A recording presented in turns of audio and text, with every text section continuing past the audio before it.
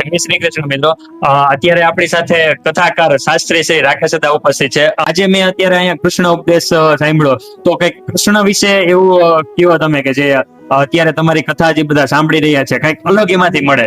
વારંવાર હું કહી ચુક્યો છું કે કૃષ્ણ ઈ કોઈ સામાન્ય વ્યક્તિ નથી. કૃષ્ણને કોઈ પરિપૂર્ણ ગાઈ ન શકે.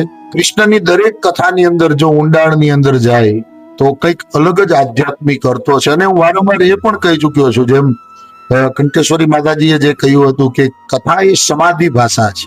તમે કૃષ્ણને માત્ર એક માખણચોર માનશો, એક માત્ર ગાયું ચડાવવા વાળો ગોવાળિયો માનશો, કે એક દ્વારિકાના સમ્રાટ કે રાજા તરીકે જોશો તો તમને એની લીલાઓ કદાચ સામાન્ય લાગે. પણ જો કૃષ્ણના એ વિચારો તરફ તમે જાશો અને કૃષ્ણનો એકાદો વિચાર પણ જો તમે જીવનમાં ઉતારી લેશો તો એ આખી દુનિયા તમને પૂજવા માંડશે.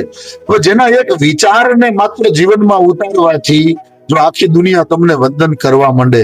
આજે અમને લોકોને કથાકારોને વંદન એટલે લોકો કરે છે કે અમે કૃષ્ણ કથા કહીએ છીએ, કે કૃષ્ણના વિચારો જગત સુધી પહોંચાડીએ છીએ, આપણા સનાતન ધર્મના વિચારો પહોંચાડીએ છીએ, તો અમને દુનિયા વંદન કરે છે. ખરેખર અમે કોઈ એવા કઈ અલગથી બનેલા માણસો નથી. આપણે બધા સરખા જ છીએ, પણ અમને નથી કે અમારી અંદર રહેલા એ કૃષ્ણની કથાને છે, કૃષ્ણના વિચારોને છે. અને કૃષ્ણ એક અગાધ સમુદ્ર છે. જ્યારે જ્યારે કૃષ્ણ કથા સાંભળીએ ત્યારે નવી લાગે છે, એના વિચારો કંઈક નવા મળે છે, દરેક વક્તાઓ પાસે નવા મળે છે. એટલે હું વારંવાર કહું છું કે 5,000 કરોડનો ખર્ચો કર્યા પછી કોઈ મૂવી બન્યું હોય એને એક બે વખત જ જોવું ગમે છે. પણ આજે હજારો વર્ષથી ગવાતી આ કૃષ્ણ ગાથાને આપણે વારંવાર સાંભળીએ છતાં ક્યારેય જૂની નથી લાગતી અને ક્યારેય એમાં કંટાળો નથી આવતી. એનું કારણ એ છે કે આ કોઈ સ્ટોરી નથી, આ જીવન જીવવાની એક રીત છે. અને આ કૃષ્ણ કથા છે. કથાનો અર્થ જ ક એટલે કલ્યાણ અને થાય એટલે થાય. જેને સાંભળવાથી તમારું કલ્યાણ થાય. અને કેવી રીતે બાલ્ય અવસ્થાથી લઈને વૃદ્ધાવસ્થા સુધી જીવન જીવવું એ પણ આપણે કૃષ્ણ પાસેથી જ શીખવું પડે. દુઃખના ગમે તેવા ઘૂંટણાઓ હોય એ કૃષ્ણ પી ગયા છે, ક્યારેય કોઈ દિવસ કોઈને ફરિયાદ નથી કરી.